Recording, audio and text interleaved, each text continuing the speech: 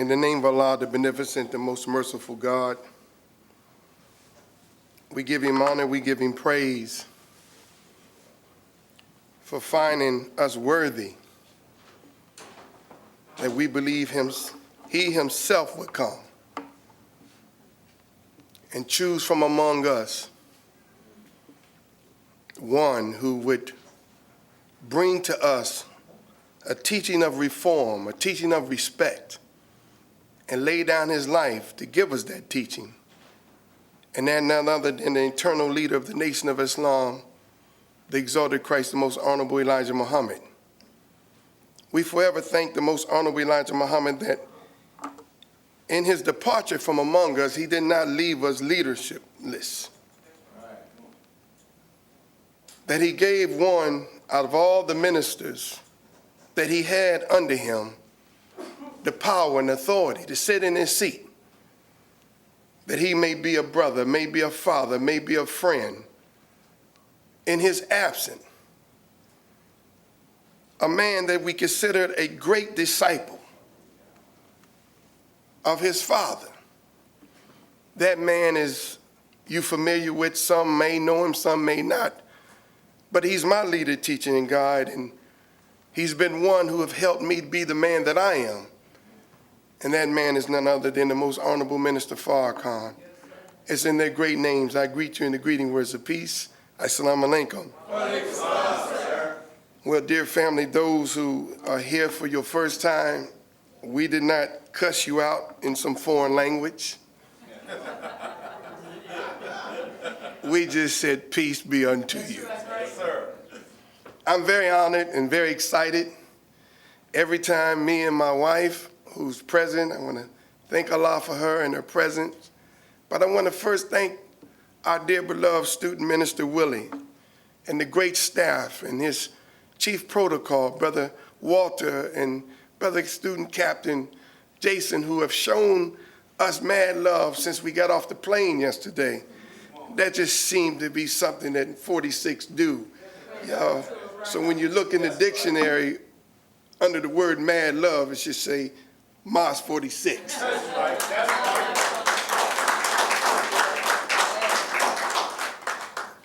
I'm honored to be here. I'm honored that I have my wife, but I'm especially honored that I have two great individuals who not only are personal friends of me and my wife, but we are partners. A man and his wife who was present today that have an institution in Columbus, Ohio. The title itself kind of tell you something about it. The National Center of Urban Solutions. That's deep, ain't it? Yes, sir. We call our place in Chicago the National Center. That's right. Don't we? Yes, sir. And it's also dealing with urban solutions. That's right. But the founder and his wife are here because they have recognized the value of the peacekeepers and what the work that we have done over these many, many years. And they thought what better way to bring us up under their umbrella, because the peacekeepers is part of the solution to the urban problem. And I like to refer to Mr. Gregory and his wife, Pam Gregory, as a man that's over a hospital. And the National Center of Urban Solution is the hospital, because our people have so many problems that the sad part about us as a people, we don't know how to address the problem. And if we do know the problem, we argue on what problem should get attention first. Me and my brother, Mr. Gregory, we was talking the other day, and I'm going to tell you something. This man was just in the hospital yesterday. And you can't beat his dedication for his love of his people. Soon they let him out the hospital. We on our way here. My wife see him in Facebook in the street already leading his troops. I said, didn't the man just get out the hospital? But I'd like to introduce to you two great individuals who are here to help us to make the Peacekeepers Global Initiative a great reality. Mr. John Gregory and his stand up, John, and his wife, Mr. Pamela Duckett.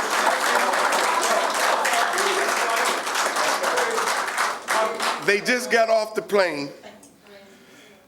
Mrs. Gregory, this is her first time to the mosque, and John, he's an undercover Muslim. He's just a frustrated Muslim. He don't claim to be one, but he's a frustrated Muslim. That's right. But I'm so honored to be here. Me and my relationship with Brother Minister Willie is a wonderful relationship because 10 years ago, we had an experience together. And sometimes, brothers and sisters, we take for granted who we are and what we are as it relates to God. Right. And some of us don't see ourselves of any value. And sometimes an experience has to take place in your life for you to see who you are and what you are and what you really mean to God. I was here 10 years ago because I was invited by Eddie Compass, the chief of police back then, to give sensitivity training to his department. Eddie Compass is a great friend of the nation. Oh, I forgot. How did I not see this handsome man? I'm sorry, family. I have to acknowledge he's really the peacekeeper's lawyer. That's right. Every time there's a situation that takes place with the peacekeeper, I call this brother. But he is a friend. He's known in the nation. That's right. I met him at Howard University think through the minister's daughter. Somehow he knew the minister's daughter. I don't know, I'll leave that alone. I see the FY, I wonder how did he know the minister's daughter? But I'm going to leave that alone. Oh, Minister Don's daughter. Let me make that clarify.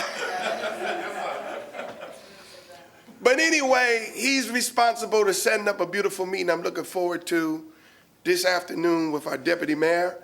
And he's responsible for setting up a meeting we are looking forward to tomorrow, the police chief here, none other than your friend, our brother, Mr. James Carter.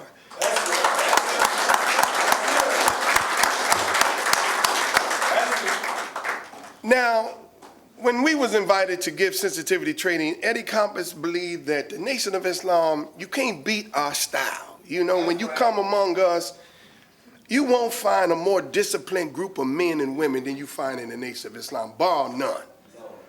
When it comes to our ability to be dealing with the proper handling of people, I mean, the fruit is so kind, we would beat your butt with a smile on our face.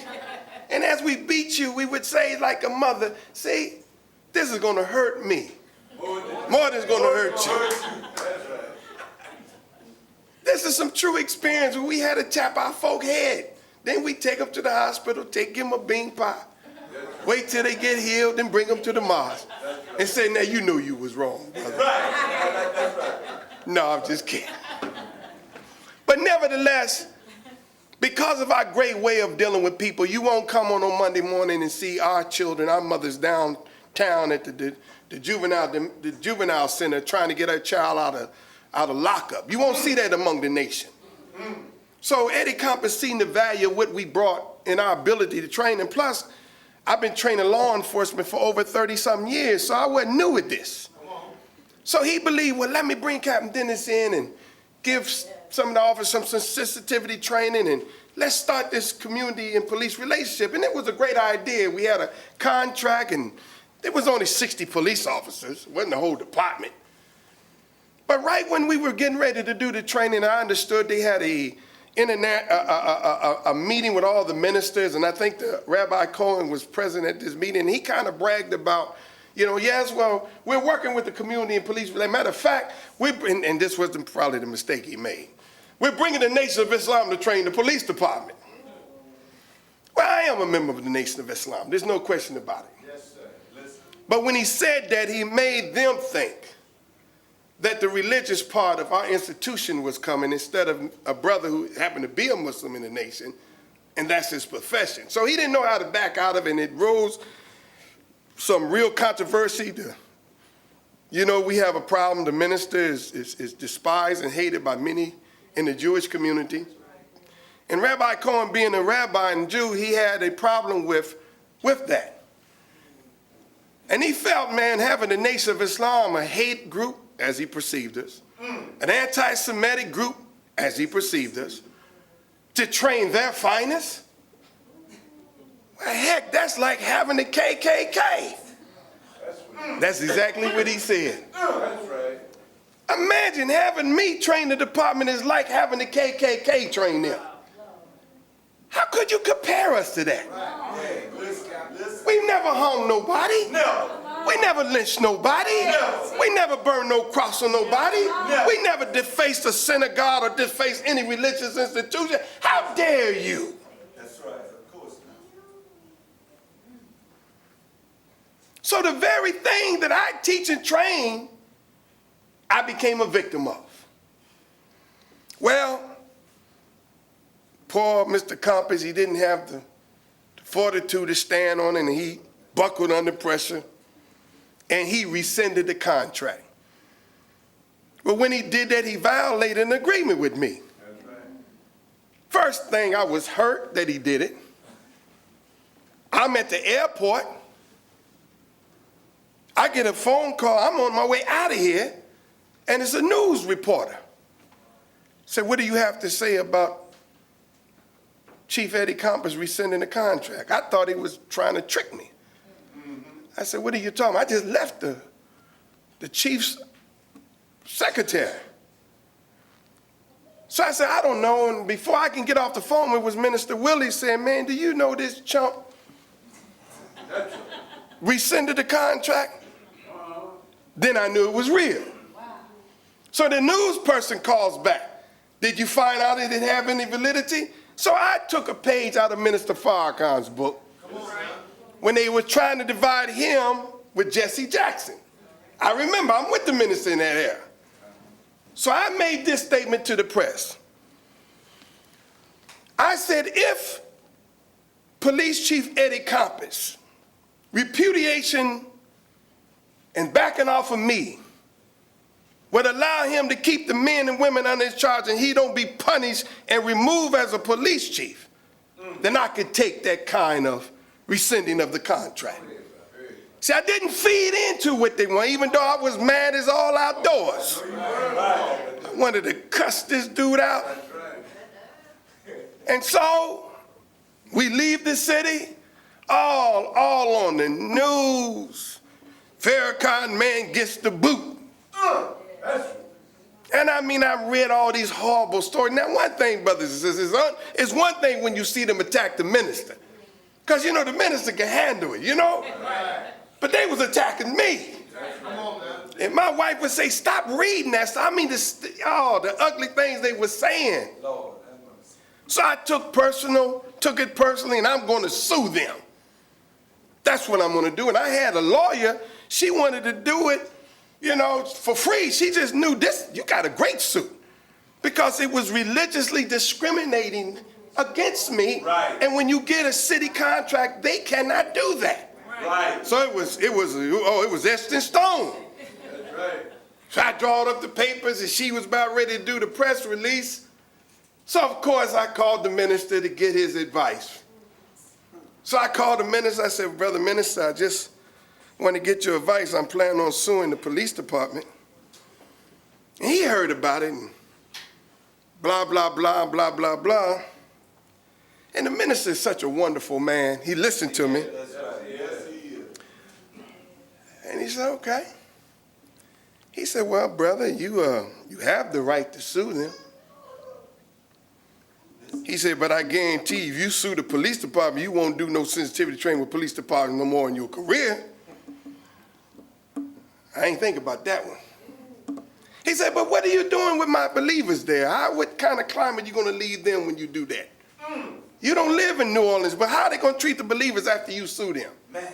I didn't think about that. And he said, you may win and they may appeal. And this may go on forever. Right. And I said, yes, sir. I said, yes, sir, brother. I said, thank you for the advice. I haven't gave you no advice yet, brother. Be quiet.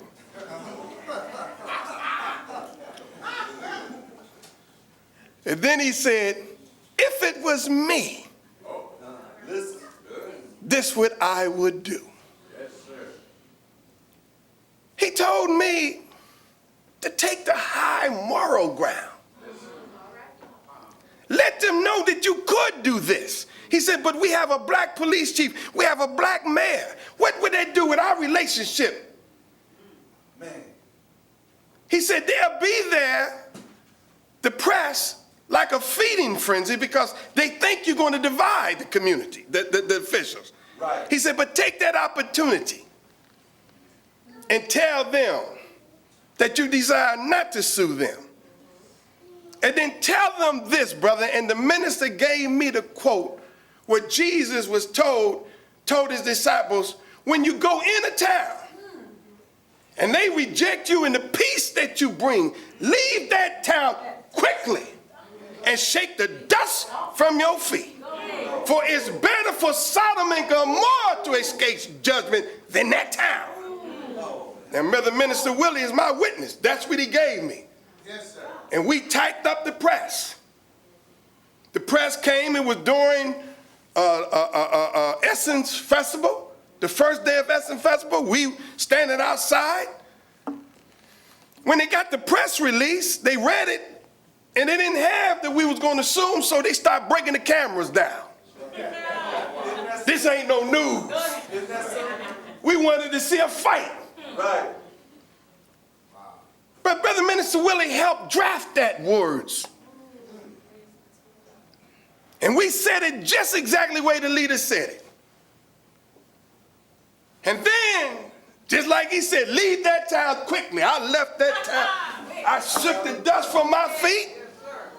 And I wasn't gone a few days before there was brewing in the Gulf Hurricane Dennis.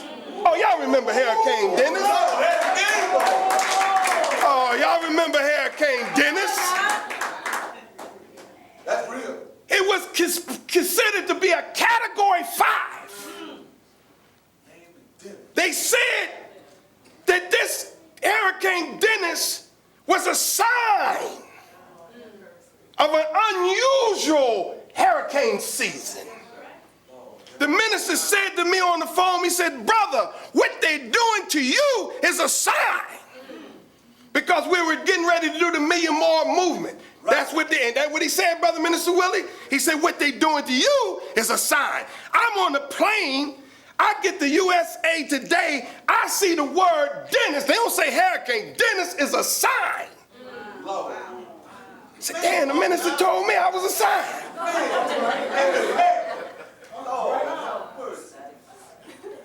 I said to Brother Minister Willie, man, look at here, man, you need to get the believers up out of there. He said, well, brother, we had hurricanes and he was going to stick it through. And then I began to realize, wow, I made jokes of it. I said, I'm a little upset they should call it Captain Hurricane Dennis.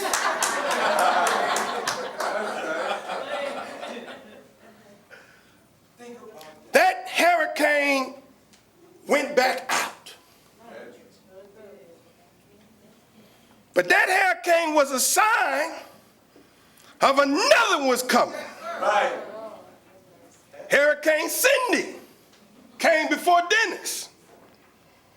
Cindy, I send thee Dennis. Oh, all right. Oh, we ain't got that. Now you say Muslims, y'all always find some wisdom in everything.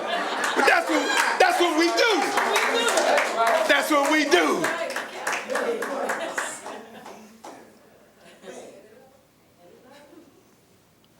So when Dennis went out,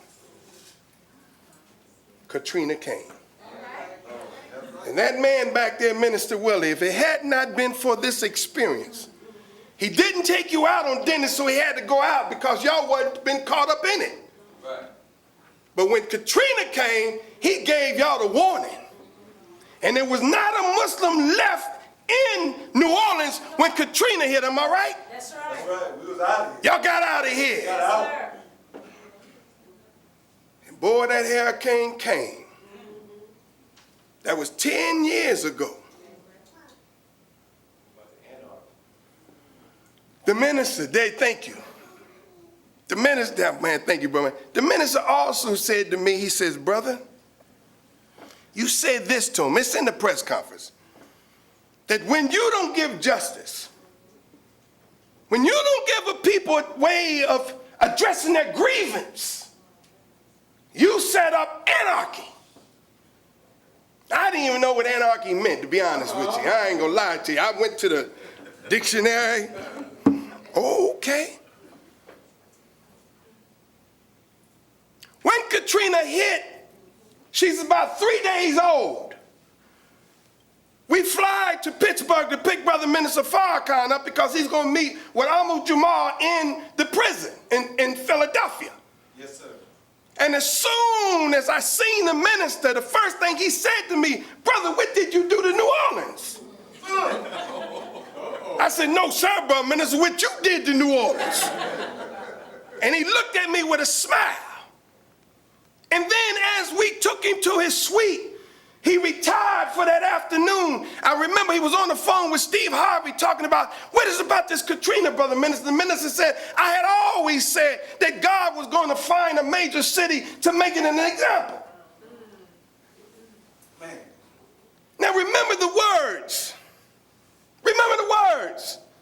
It's better for Sodom and Gomorrah to escape judgment than that town. That was what I said in the press conference. Man. The day Katrina hit was on a Wednesday. It was called the day of decadence. Y'all normally have this thing here in New Orleans. What is it called? Yes. That's what it's called. Sodom and Gomorrah. That's right, sir. That's right. That's what it's called. Decadence parade. Right when Katrina hit. Lord. I'm in the room and I'm looking at CNN News. I'm seeing the madness. And come across the news. New Orleans in a state of anarchy. The very words that man said to me. It didn't say confusion, chaos, anarchy. I jumped straight up. I wanted to say to the minister, but he had retired. Wow. Now I'm telling you, this is the first time I ever told this story publicly. Because it took many years for me to believe that God used me. Took many years to come to grips with that. Because I don't think nothing of myself. Listen. Why would Allah use me? Regardless of what you think. Go ahead, brother. I know what that man said to me. Yes, sir. And I have a witness of Minister Willie. He said, we got to tell that story.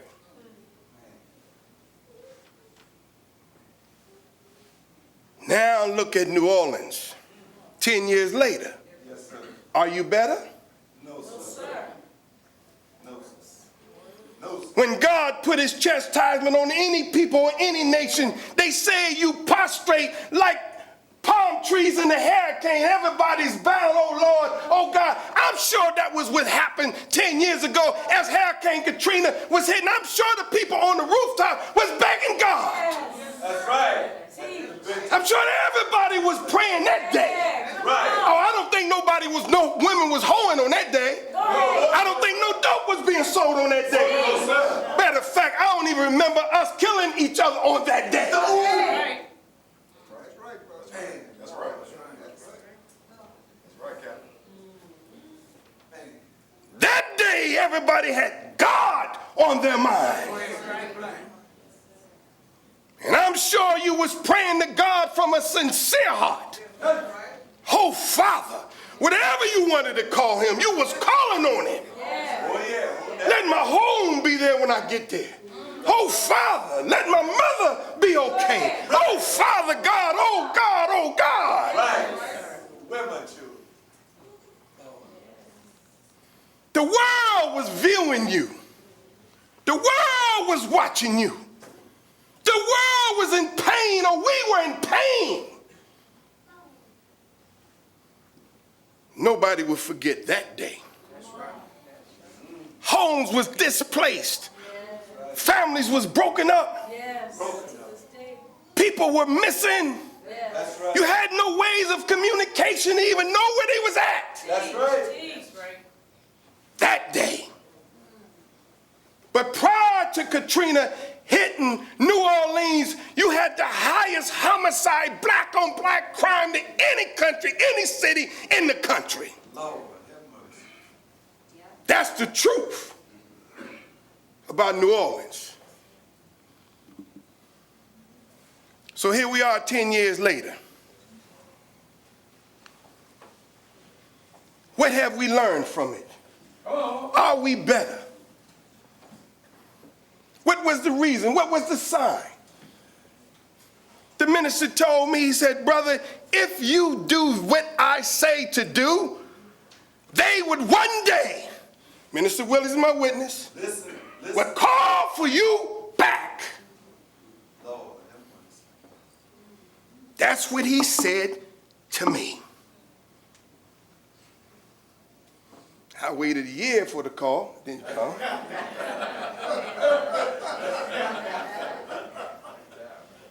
I waited 4 years, the call didn't come. I'm meeting with the police chief tomorrow. I didn't ask for the meeting.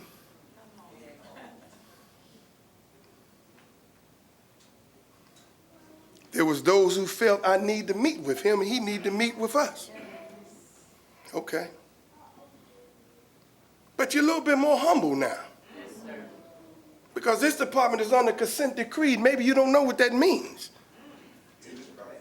That means when you are so gross in your abuse of your authority for the very citizens that you swore to protect, the United States Justice Department got to step in and put you under management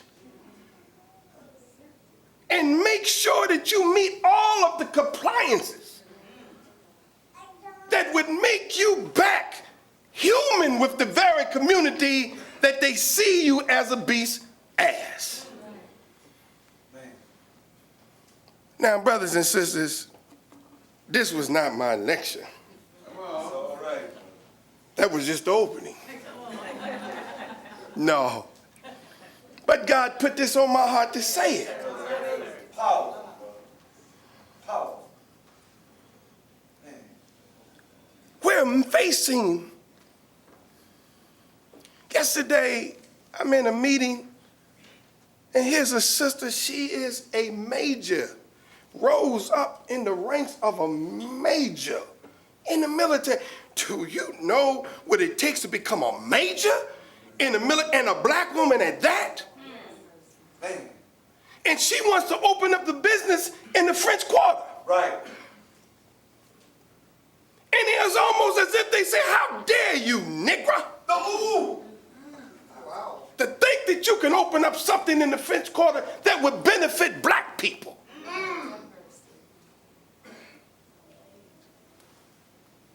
She's not only a soldier, but she likes a good fight. That's right. Can't be a major in the military and you don't like war. So she's happy that you picked the wrong Negro to mess with. Love her spirit. Love. We witnessed the taking down of the Confederate flag. Listen. But you didn't take down the allegiance to the federal flag, to the Confederate flag. That's right. That's right. It's still there. You could take it down, but did you take away the allegiance? That's right. It's still there. It's the same attitude. Here's a woman that fought and defend America's flag, but yet she can't get justice as we're taught in our pledge allegiance to the flag.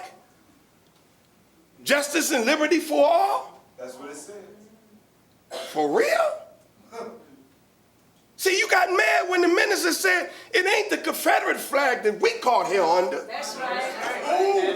You got mad when the minister said, you need to take down the damn American flag. Now wait a minute. To you good Americans, to you good Americans, to you good Americans, how dare Farrakhan talk about the good old blue, red, white? How dare?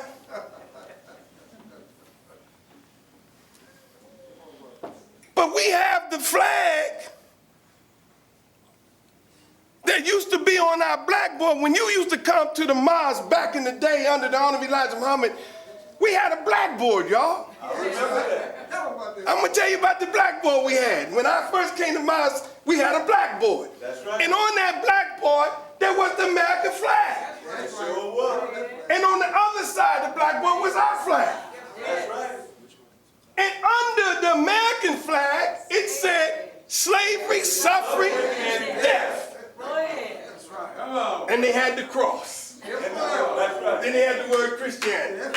Sure did. Am I right? Right. And on our side, it said what? Freedom, justice, and equality, Islam. That's right.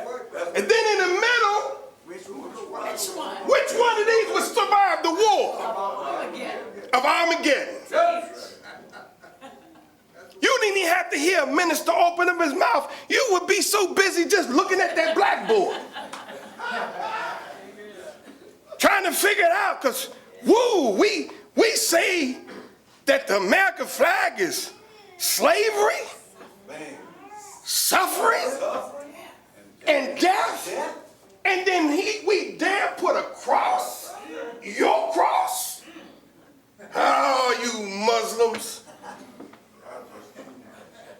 But where else would you find a cross but in a graveyard? Oh, that's true. That's right. Listen. Have you ever went down there to Arlington Cemetery? That's all you see. And then you see the soldiers later, what do they have in there? What do they have on it? Do they have the Star and Crescent? No, sir. What do they have? Rows and rows and rows and rows of a cross. Much death. Yeah, I ain't trying to offend nobody. But the cross always represented something dead. It wasn't a good thing for Jesus. You seen that movie, man, he's carrying that big old, he got that cross, right? They beating him, man. Wow. What did Jesus look like now wearing it around his neck? That's like somebody shooting your brother and then give you the bullet. And you wear the bullet around your neck as if the bullet got power. Come on, teach. You teach. The Bible said one day we would give up that old rugged cross. Suffering and shame. For that what? Starry crown. That's right, brother. When I buried my daughter, there was a song that I went down to put a crown on her head. And the name of that song, I Shall Be Crowned. When that day, I shall be crowned. I will wear my crown. So we had that on the blackboard. So when the minister said that flag never represented nothing else, not only were they just in the middle of the night, the KKK, not only did they come and brought us out of our homes in front of our wives and lynched us and cast us, but they had the nerve to burn a what? A cross. They burned a what? A cross. On the lawn. That's right. They did. That's right. You see, when you go to see those rap artists and you see those BET Awards, Source Awards, Vibe Awards, Soul Train Awards, you see the rappers coming out and what they got, that big old cross. That's right. Bling bling out with the diamonds on it. That's right. Cussing, butt naked, right. High as all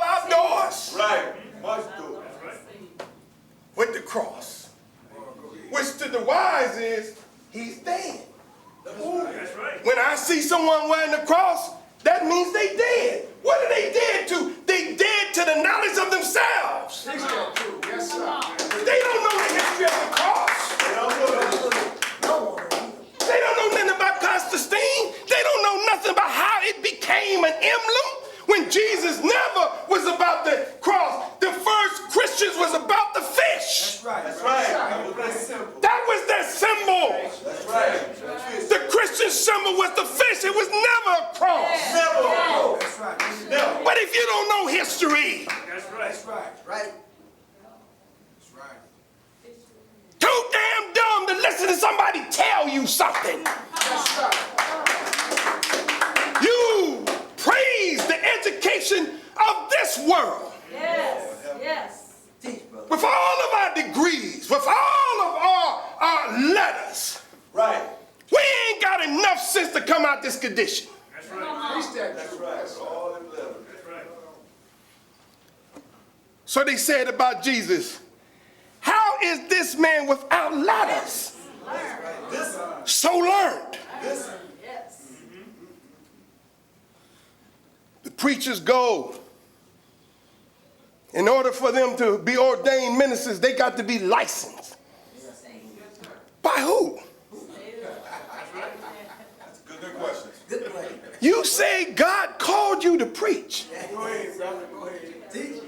but you got to go to him to get a license to legalize what God have already called you to do. Did you think Moses went to Pharaoh and said, hey, man, Listen. I got to go to City Hall, Pharaoh. Go ahead, Cal. Did Lot? Did Noah? No, sir. Did David? No, sir. Did Solomon? All of the men of God, you think Muhammad went to get a license? That's right. Teach that truth,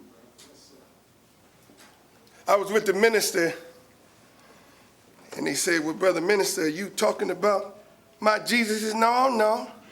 I'm talking about that fake Jesus Yes. that makes fake Christians. Yes. Because the real Jesus make true Christians. That's right. So don't take that we're talking about your man. No. So my subject was chosen today, Jesus, the Son of God, the Son of Man. Not the S-O-N now, Yes, you win. the S-U-N. Yes, sir. Ooh. Now, we can sit here and give a lecture and say Jesus, the S-O-N of God, but we Muslims will be charged with shirk because we are be guilty of setting up an equal to God. That's right. Make it. For the Bible says, or our prayer says, he begets, nor is he begotten. We set up no one with God. He's independent of everything that he creates. That's right. That's right. The Holy Quran condemns that part of the scripture where we want to say Jesus was the S-O-N of God. So we don't want to offend nobody. We're not going to take away the S-O-N if that's what you believe. But in order for us to understand the power and the majesty of Jesus, we want to call it the S-U-N. Now why, once we talk about the S-U-N, see this flag here? This is our flag. That's right. Now, this flag represents freedom, justice, and equality. The Honorable Elijah Muhammad teaches us that this star represents justice, right? That's right. He says that the moon represents equality. That's right. But this, all of this red Yes. represents what? Freedom. Freedom. That's right. Okay?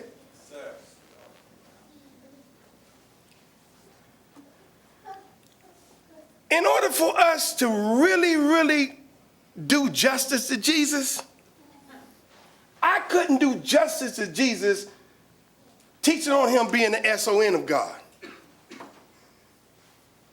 Why? Because to me, that's a biological limitations. It could be. But because Mr. Muhammad taught us about this son,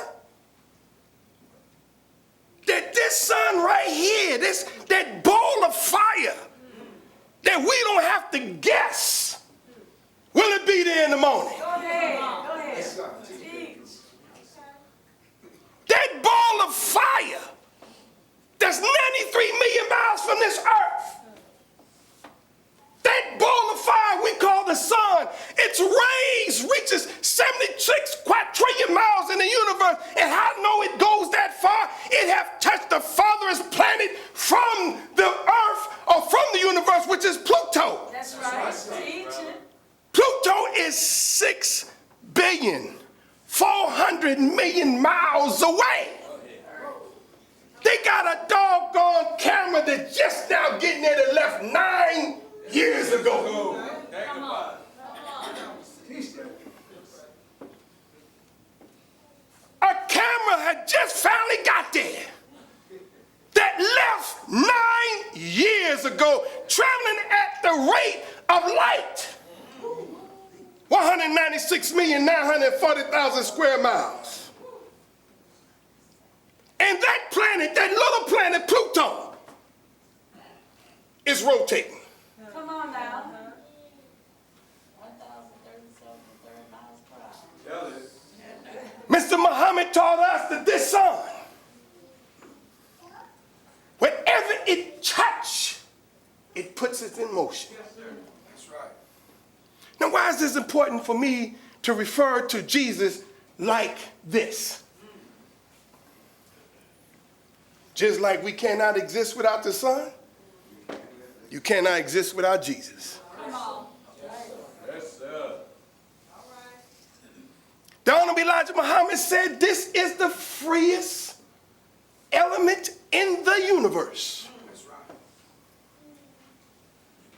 This sun have never, ever disobeyed God from the very first time it was called into existence. Why is Jesus so revered? Because out of all of the men of God, Jesus is known to be the one who never disobeyed God from the very day he was born. I'm going to say that again. From the very womb, Jesus, out of all, look at every one of the scriptures, look at every one of the prophets of God. Matter of fact, the Holy Quran referred to Jesus as the second Adam. Because the first Adam disobeyed God. That's right.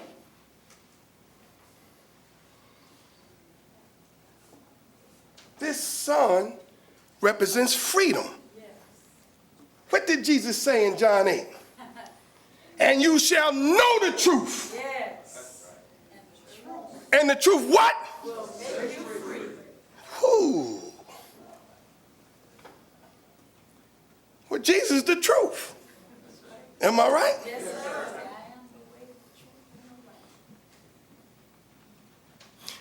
If white folks can control the sun, we would get a sun bill.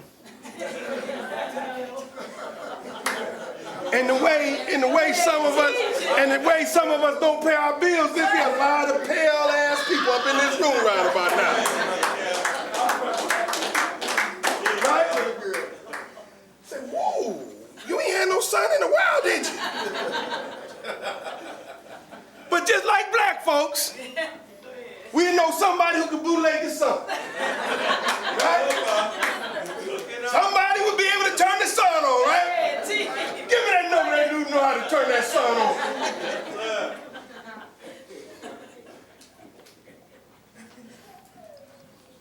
The sun is free. And here's the beauty of the sun.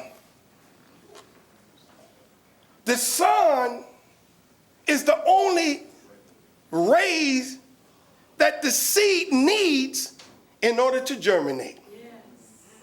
I don't care what you plant. It needs some sunlight. And even if it don't get sunlight, now mushrooms can grow in the dark, but they grow under moonlight, which is borrowed light from the sun. Let's not trip. The moon don't have no light. You look at that beautiful moon, ooh, the full moon is borrowing light from the sun. No life can exist without the sun. When it touches the seed, the very rays of the sun bust forth that seed and free it, that it can give expression to the very God that created it. The Honorable Elijah Muhammad said that this sun is not the center of the universe, but it's so close. It's so close to the center. We asked the question that I heard in the teachings that the Honorable Elijah Muhammad asked Master Farad Muhammad, where do the sun gets its fuel from? Go ahead. That's right. Teach that. And the master told him, don't ask me that question no more, lest I leave you. I think it's something like that. Am I right? Somebody can bear witness to me? Now, I wondered why it wasn't answered. But you know what? I'm not saying I'm the smartest man in the world. I'm definitely ain't the dumbest. But as I was studying this a while back, it made sense to me that the sun's fuel is his obedience to God. As long as it obeys God, it would be the light of the world. Yes. Is that not sin? Transgression against the law? Sin. The wages of death is sin, right? Well, let's bear witness to why we know that when you disobey, when anything that disobey God, it dies. You know the story of Adam and Eve? Yes, sir. You're familiar with the story, right? Yes, sir. We're going to give you an updated version. This is the new app. Download this new app on Adam and Eve.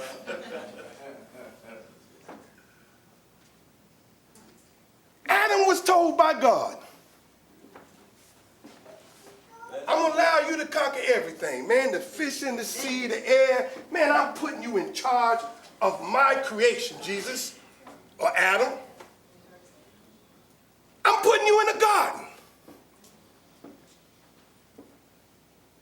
And all I ask, matter of fact, all of this you could partake of.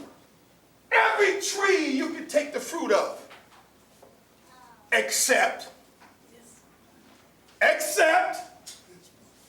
this one. Leave that one alone. Because the day you partake of this tree, what did he say? What did he say? You shall surely die.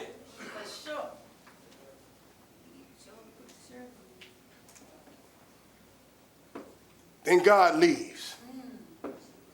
Now you mothers know children, don't you? What is the chances if you was in the kitchen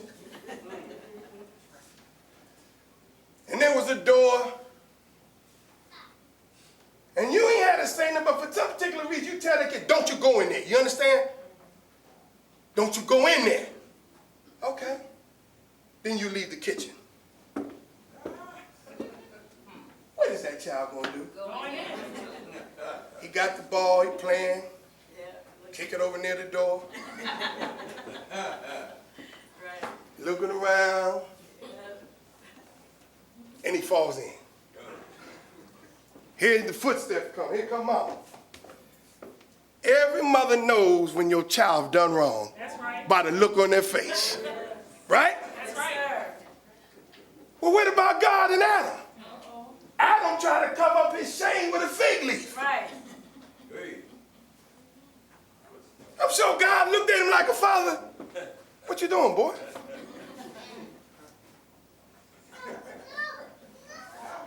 I'm covering up. Well, who told you you was naked? Did you know before Adam went to partake of that fruit, do you know the conversation that took place? There was a fella called the snake, right? Yes. The old serpent, right? Yes. He interpreted God's instructions to Adam. He said, did he not say to you that the day you partake of this fruit that you will surely die? Adam said, that's exactly what he said to me. Then the snake said,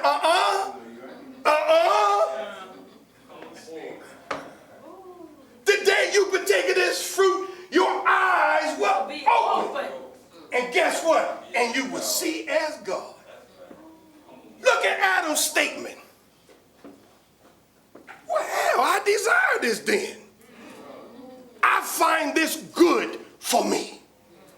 What's wrong with me looking like my father, my eyes open like my father? What's wrong with that? I'm going somewhere. Pay attention. Pay attention.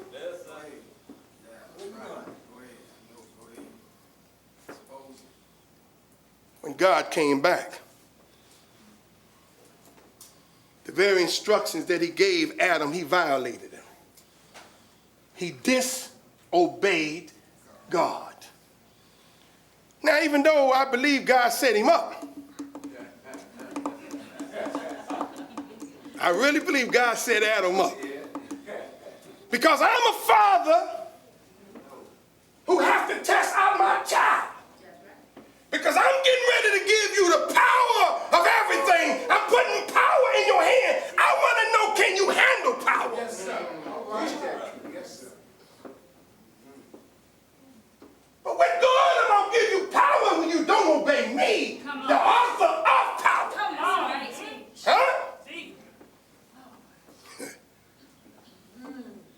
God introduced into Adam with every child, every one of us, naturally starts the process of learning, which is curiosity.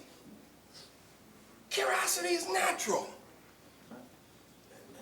So when God said it, what was the chances if he never would have pointed at one particular tree? What would have been the chances Adam would even paid any attention to it? What would have been the chances that the child go in the door if you didn't say nothing? You introduce it to the child, curiosity. And that's what God did to Adam. But God wanted to find out, will you obey me? That's all I want to know. And Adam failed the test. And just like God promised him, you will surely die. So God comes in the garden. He cuts out Adam, cuts out the snake, cuss out Eve. I know you thought Eve was the one. We ain't going to deal with that because it was not three people. It was one individual who had three personalities. That's right. All right. That's right. I tell you, this is the new app. Download the new app, y'all. Ain't wasn't no three. That's right. It was one. Yes, sir. Every one of us got that three. Right now, in some of us, we have Satan in our butt. Right now. I don't care how righteous we come off. Got it. It's present. Looking for an opportunity. The devil's always looking for an opportunity to make you turn against God. It ain't nothing that comes in you. It's already present. And then it's doubt. Doubt is always present in us. Doubt's going through your mind right now if I'm telling the truth or not. You need doubt. Doubt gives you a justification to do wrong. That's what Satan had to say. He had to make wrong right in the eyesight of Adam. So he said, no, baby. The day you will see that your eyes would open, he appealed to that man's Lord desires. He appealed to his vanity. Go ahead. Oh, don't we all have egos? Yeah. Don't we all have egos?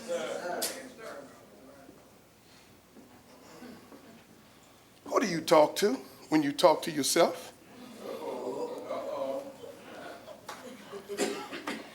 Those that smoke weed.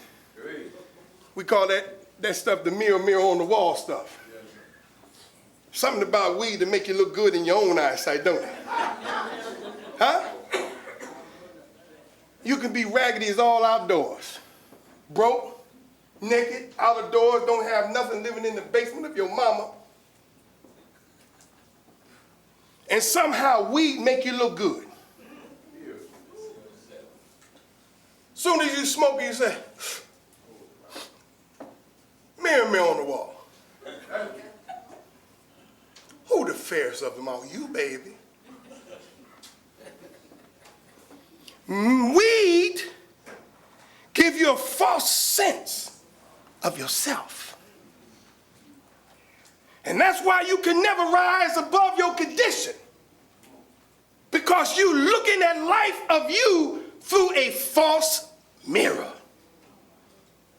But ego is always there, so Satan appealed to what the man wanted to do. He wanted to find out why God told him not to take that tree. But do you know what the word justify means? You can't do wrong, family, without justifying it. You and I, by nature, must make wrong right.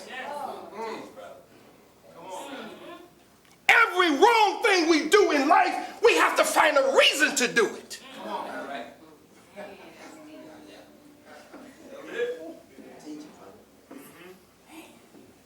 Adam had to make this wrong right. So he said, wow, see, I'd be like God. Ain't nothing wrong with that.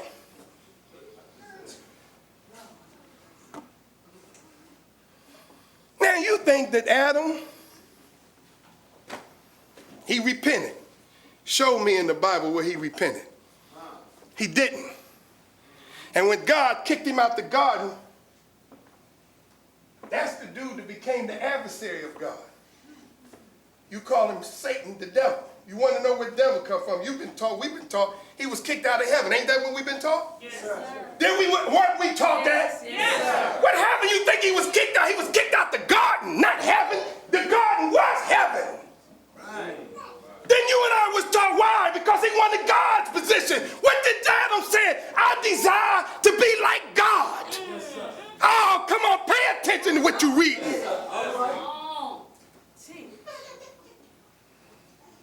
He's kicked out the garden, and God cursed him.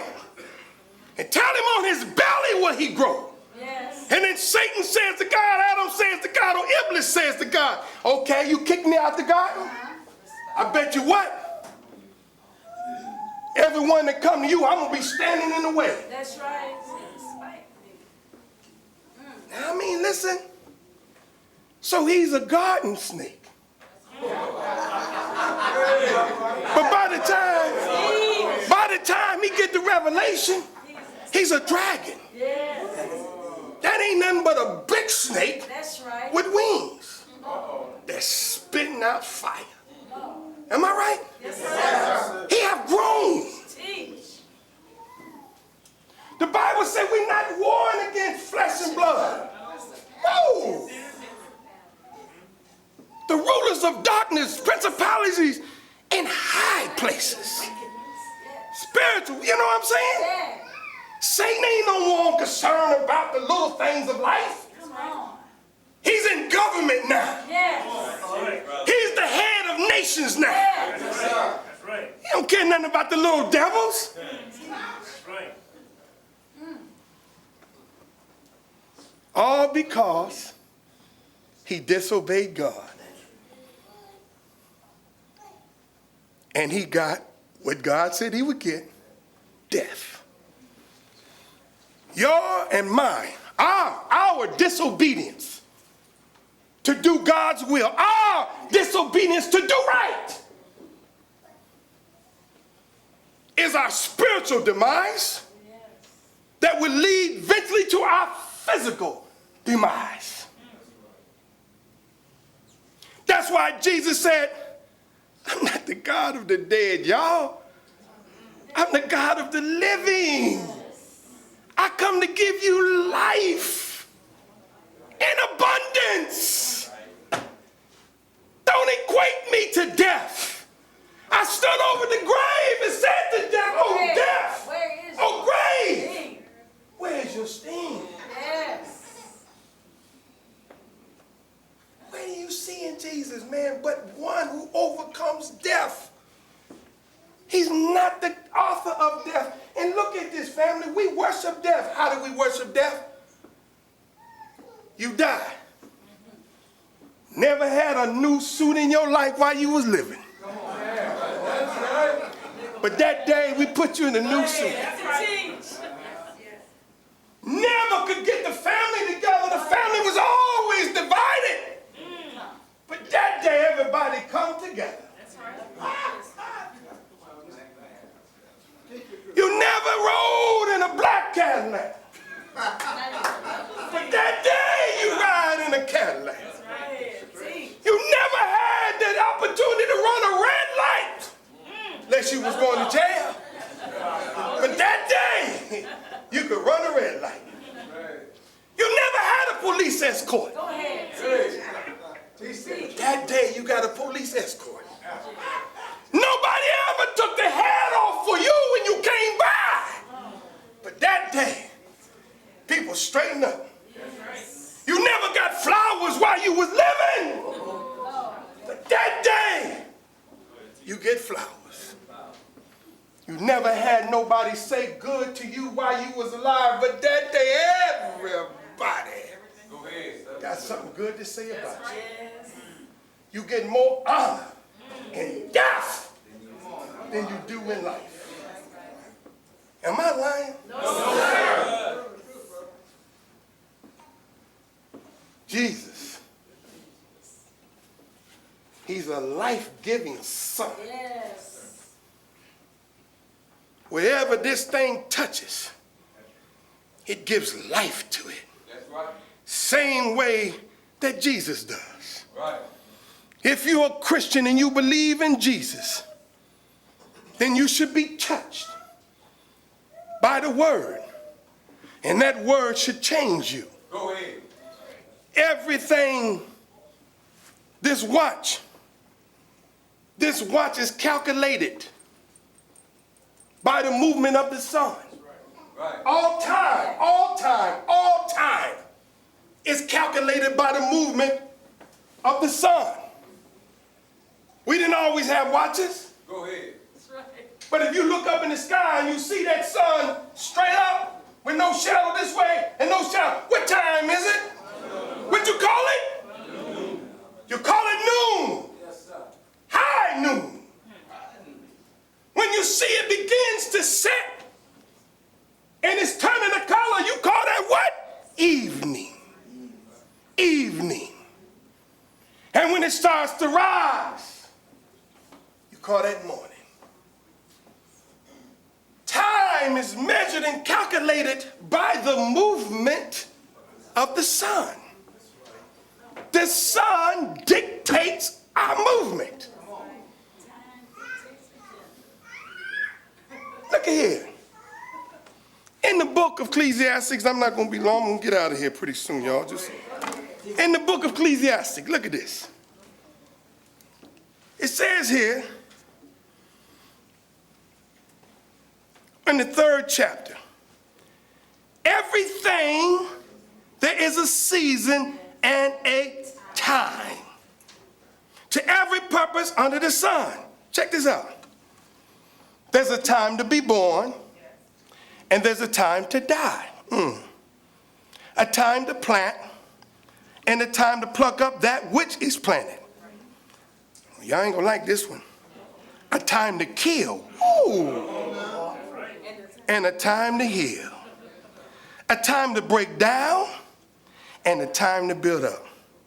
a time to weep and a time to laugh, a time to mourn and a time to dance, a time to cast away stones and a time to gather them together, a time to embrace and a time to refrain, a time to get and a time to lose, a time to keep and a time to cast away, a time to rent and a time to sow, a time to keep silent and a time to speak, a time to love, wait for this one, and a time to hate, a time of war and a time of peace.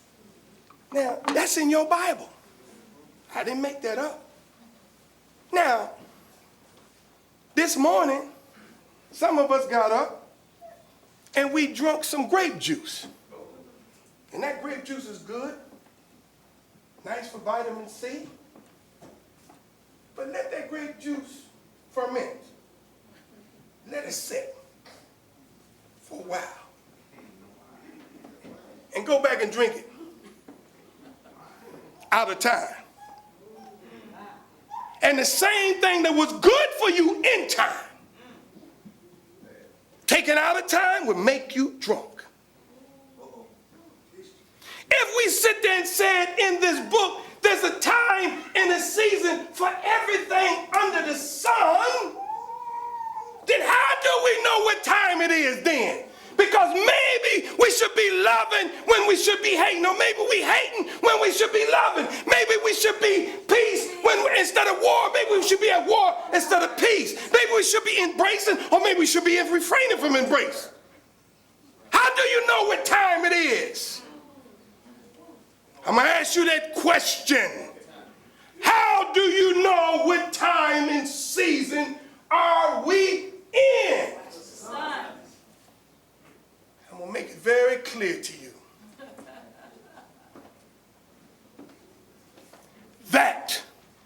That is planted in season bears fruit.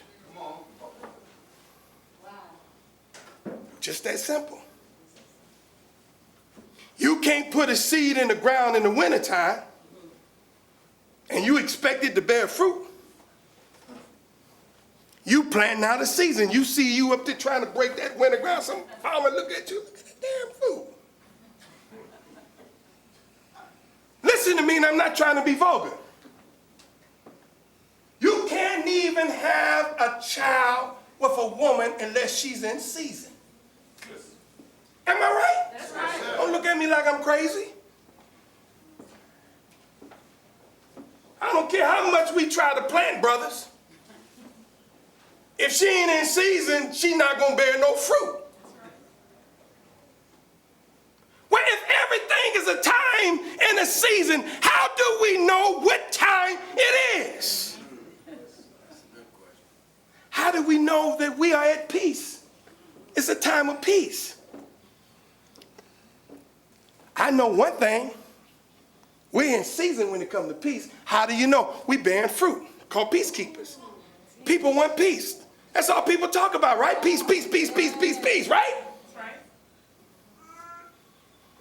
Hating is out of season. Sorry, haters. Oh, there was a season for you, for real. Oh, you was very flourishing. Oh, you was very fruitful. Sorry. Hating is out of season. How do we know? Love is in season. Look how we fall in love with one another. And love bears fruit. But again, it's the sun that changes the seasons. It's the sun that dictates the movement. Now, to end this, we must follow the movement of the Son of Man, the Son of God. You call him Jesus? Follow him. We see Minister Farrakhan like that son. I know it's just ruffling for some of you, but that's what we see. Make it plain, brother. That's the truth. How do I know? Because everything he said to me bear fruit. That's right. As long as what he told me to do and I did it, I bear fruit. I was in season.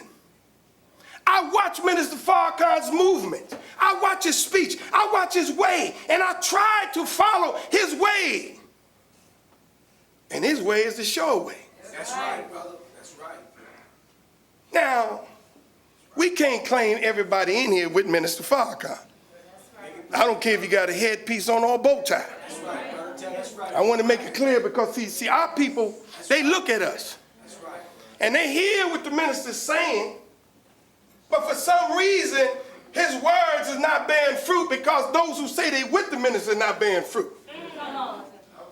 So you out of season. That's right. Not because you following the movement of the sun, it's because you out of the light of the sun. You in straight darkness. You in the shadow. You ain't in the light of the sun. That's right, brother. You can tell when people been in the sun, right? That's right. Whoa, you got God, dude, you. Whoa, you been in the sun. Where you been, down south? You been to Jamaica? Why? Because the sun kissed you when you in its presence. The sun touched you when you in its presence. The sun changed you when you in its presence. You can never be the same when you under the light of the sun. So those of us who are with the minister, we don't need to preach. I can't out-preach the minister. He don't need great preachers. He need great doers. Because if you look in the book of the scriptures with Jesus, as long as they go all the way up to the 4 Gospels, it was not until the book of Acts that his disciples began to make some noise. Look at the word Acts. A-C-T. Yes, sir. Yes. Well, if you take the word action, A-C-T, That's right. I, on. See, it ain't till you act on what a man say that you have power. See, as long as Jesus was among his disciples, they were letting him do all the power. They was following him. But it wasn't not until he left from among them that Peter and all of them began to do the things that Jesus did. Because finally they act on what that man taught them. Go ahead. Mere words mean nothing unless you carry it into practice.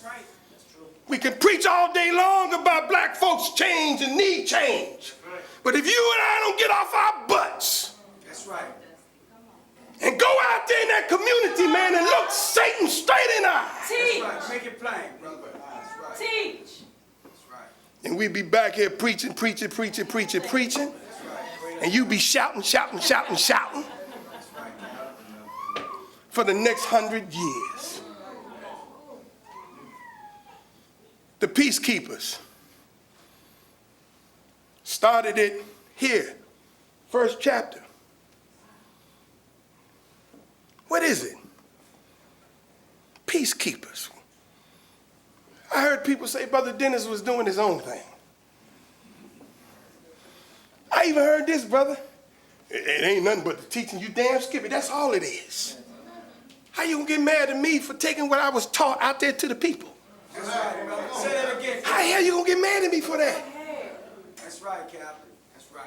Everybody ain't gonna put on that garment. Hot as hell here in New Orleans gonna put on the suit. Sell a paper. They look at us 14 karat crazy. Shit, man. I'm sorry, brother. Yeah, I can't get out there in that suit hot as hell out there with that thing. I'm sorry. I'm down with y'all. Look at our sisters, they call us mummies. But there's nothing more beautiful than to see a woman covered up. That's the truth. Sister walk across this room right now, half naked, everybody be following the bouncing ball. Hey. But in a Muslim country, we don't be following no curtain, no sheet, because that's what it look like, a curtain walking by you. You don't look at the curtain. Ain't nothing to see. It's a big piece of cloth. Just walk by me. A big piece of cloth. What is attractive about a big piece of cloth? That is what it does. It allows us to focus on the things that's real instead of the things that appeal to our lower desires. That's straight up. So in the nation, I recognize everybody's not going to be a Muslim. Some of you don't even want to be a Muslim. It's hard as all outdoors to be in the nation of Islam. It ain't like the rest of the Muslim world. We have a strict code. We ain't supposed to commit fornication or adultery. We ain't supposed to drink. We ain't supposed to smoke. We ain't supposed to gamble. Thank God he's a forgiving God. I'm just telling you. Brothers, can you see we got you over here, we over there? Y'all ain't never been nothing like this before. In the church, he could get right next to the sister. That's right.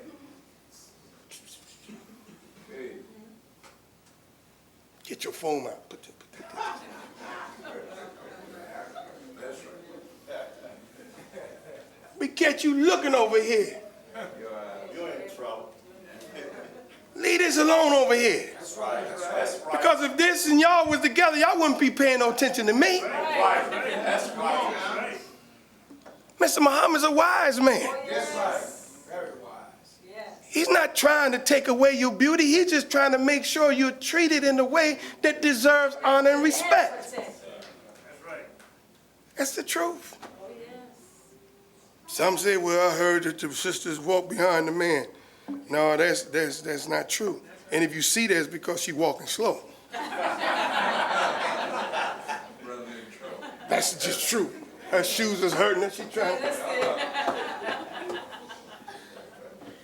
Elijah Muhammad said a home is the woman's place, but not necessarily. Her home is her base, but not necessarily her place. I know Mr. Gregg have a hard time trying to keep his wife in the kitchen. Why? Because this is a brilliant woman. And if we were to suppress our women like that, brother, we'd be worse than the fellas in the East. These are brilliant women. Me and my wife just argued like all outdoors before I got here. I'm always cutting the food, man.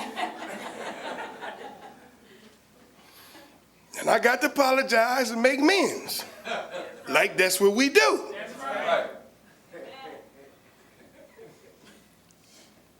But I say this to us, brothers and sisters. Jesus is the way. He's the door, the truth, and the light. Whether he's the Jesus that you believe in the church or whether he's the Jesus we the Muslims believe in, he's Jesus. Go ahead. And I just hope I made you more acquainted to your Jesus and understand the power of that Jesus by equating him with the most obedient element in the universe. Never disobeyed God from the day it was called into existence. This sun here, it rises on the just as well as the unjust. It shines on the guilty as well as the innocent. It does not discriminate. Go ahead. The sun don't discriminate. That's right. Nor do God's man. That's right. I want to say this to us, that we have to follow the movement of the sun. Yes, sir. Stay in the light of the sun. Stay in the light of truth. That's what I'm saying. Stay in the light of truth. Do not dwell in darkness. Go ahead. That's right, brother. Do not dwell in darkness. Darkness is death. Go ahead. Be around like minds. That's right. Make your conversations conversations of life, not conversations of death. Yes, sir. Go ahead. Always talking about what we can do to bring life to a dead people. And believe me, money don't make you smart. Go ahead. Money is not the answer. The Bible saying the fool and his money will soon depart. So what we like to say is, yes, I sure do, don't I? Okay.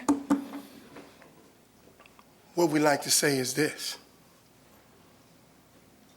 To all my beautiful family, brothers who are here for your first time, sisters who are here for your first time, whether you be Christians, whether you be Muslims, whether you don't profess to belong to nothing. You don't have to have religion to know God. That's right. You have religious people and you have spiritual people. Right. Good teacher. I like to say we are spiritual people. That's right. Because if you're a spiritual person, you can go anywhere on this planet, enjoy the beauty of God. Right. You're not limited. But if you want to box yourself in religion, then you become limited. Like some Christians become limited in a Muslim environment and some Muslims become limited in a Christian environment. But if you're spiritual, you break that little box. Right. And recognize God is greater than a religion. That's right. Because man have defined religion in a way that make us not want it. Go ahead. But that don't mean you can't be spiritual. Right. You can be spiritual at home. Whatever you find the word of God that touches you and moves you, that's good. We need to stop these religious debates. Because there's none good, no, not one. Not one. There's not none of us that have rose above one that God can say this is the right one here. Even as we see the minister and we love him dearly, he never think he have arrived in his Islam with God, that he have got it. I'm here now, y'all. Man, 82 years old and still grinding. Still trying to justify his existence. Still out there trying to get our people. He ain't sitting in no lofty position. That's right. I was with the minister the other day, man. The minister talked for 3 hours, wore all of us out. Kept saying, in my conclusion, we said, damn, when you going to close this, brother? It's 82. Come on. That's right. Then when we got the minister, man, after he got through for speaking, and we almost had to carry him. Because as long as the Spirit of God in him, he's lifted strong. But soon as he threw that Spirit, leave me. Come on, brother, man, we got you. And that's what God does. When he touches you with his Spirit, he gives you life. He gives you life. You could be on your deathbed, you can be homesick, but when you entertain God in your thinking, he gives you life and you come to life. That's right. That's what he did to you, Brother John. You was just sick the other day, but God touched you and you came to life. And you here. I thank you all, family. I hope I didn't offend no one. I didn't mean to. Charge it to my mind, but not my heart. Because sometimes as you try to explain something, you say things that you may have offended people, but that ain't what I came to do, to insult nobody, to offend nobody. If you believe in what you believe, I hope I strengthen you in your faith. This is my rendition of what I understand. That's all. I just gave you my version. Don't I have the right to give you my version? Yes, sir. And if you like it, accept. If it didn't mean well to you, then you stick with yours. Right. Just that plain and simple. Tomorrow we got a great meeting. We're going to be in the city. You're going to see us quite a bit here in the city, and I hope to come and talk to the fruit sometimes in the future soon. Yes, sir. But I thank you so much Thank you. for giving me this great opportunity to say a few words in behalf of a man that I believe in. Thank you. May God bless you. Assalamu alaikum.